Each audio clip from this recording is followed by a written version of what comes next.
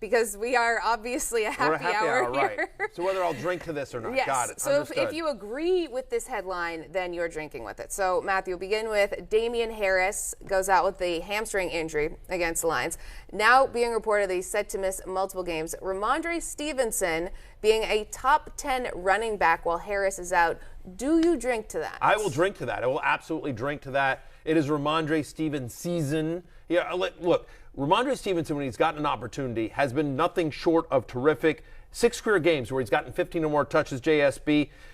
He's had over 100 yards in 4 of them. He's averaging 16.1 fantasy points per game here. And the fact of the matter is that so far this season, he's been on the field for basically 60% of the Patriots snaps. You see the numbers there on your screen about what he did against the Lions, 175 total yards on 27 touches.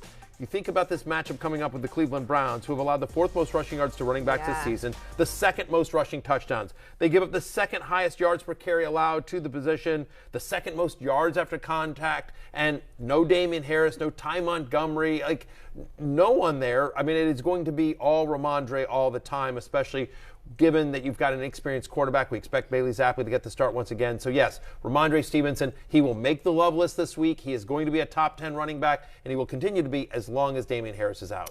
Here are the Patriots' next 5 games. At Cleveland, Chicago, at the Jets, Indy, which is a tough run defense, but it's still game script should be fine, and then the Jets again. So I think the question is not top 10. I think the question is top 5 because, guys like there's Eckler, Barkley, Jacobs, Chubb, McCaffrey. I think he should be in that mix just because they are so run heavy, the Patriots. Even when Mac Jones comes back, they're a great run blocking team, and now there's no competition.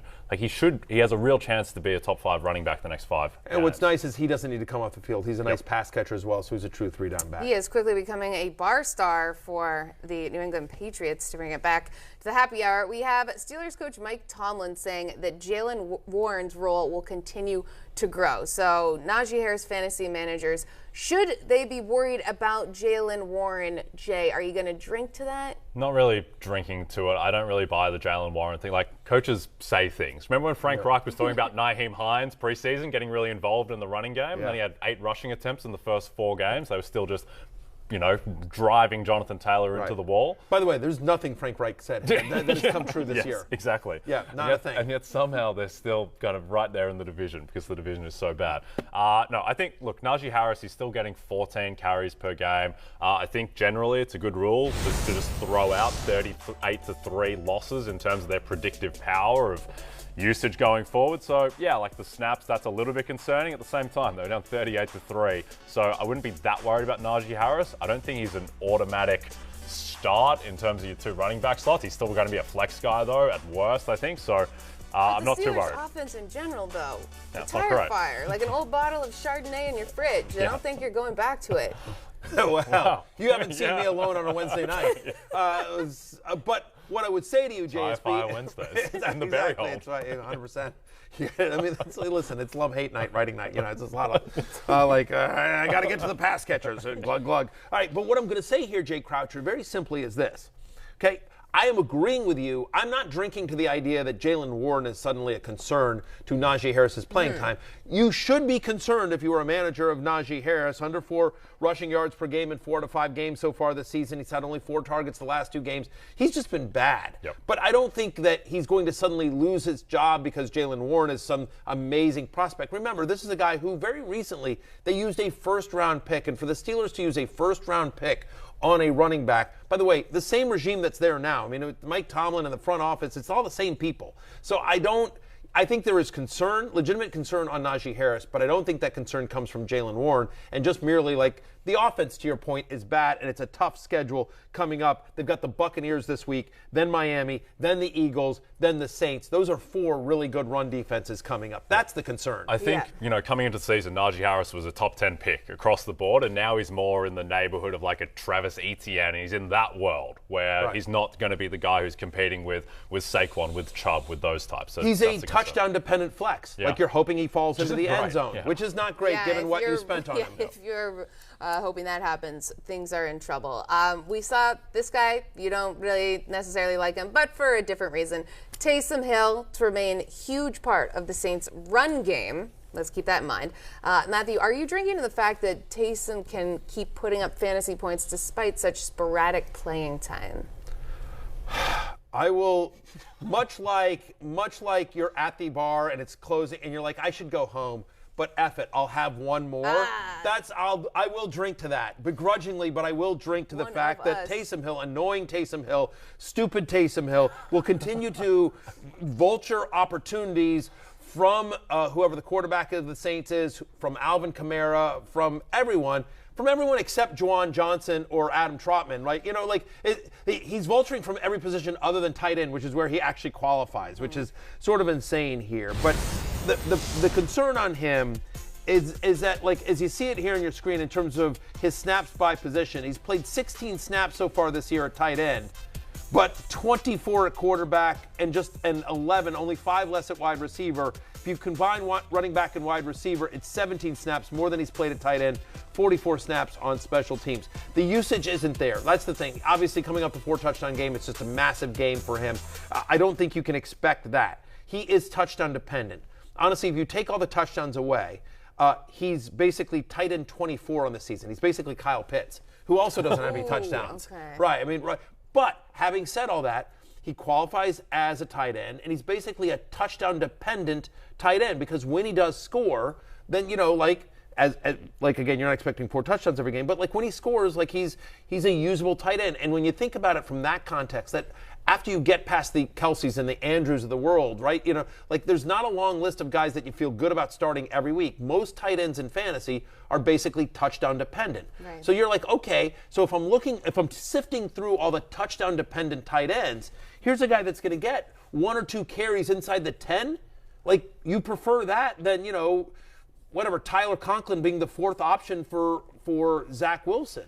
And so I just, when you think about him from the perspective of touchdown-dependent tight end, yes, I will drink to the idea that Taysom Hill will continue to be useful in fantasy as long as you put him in the proper context, which is he's somewhere in that, you know, 8 to 14 range of tight end that you're hoping he hits pay dirt. Yep. I think that to meet Taysom Hill, it's like Aaron Judge last fortnight of the baseball season, where it's just like swing for the fences or bust. Like you just have to get that touchdown. I love that you said Fortnite. Yeah. Do we not say Fortnite in America? Okay. We do now. All right, we do now. Yeah. Good matches on the weekend in the NFL. Right. I thought you were talking about the video game here.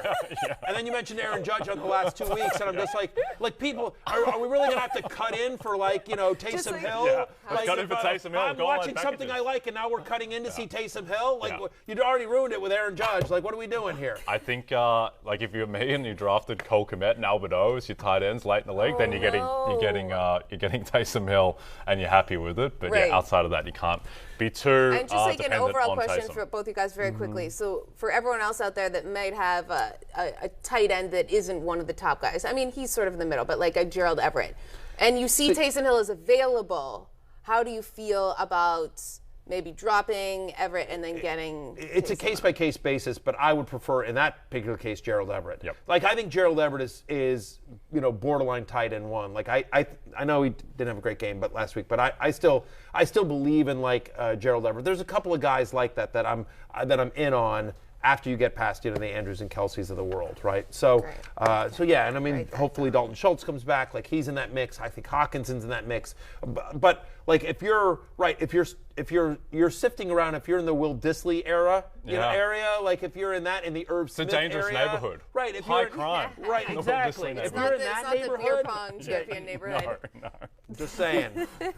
Listen, if you haven't won, you can't wear the T-shirt. That's all I'm saying. That's very true. All Okay, so Baker Mayfield is expected to miss multiple games with a high ankle sprain that he suffered against the Niners.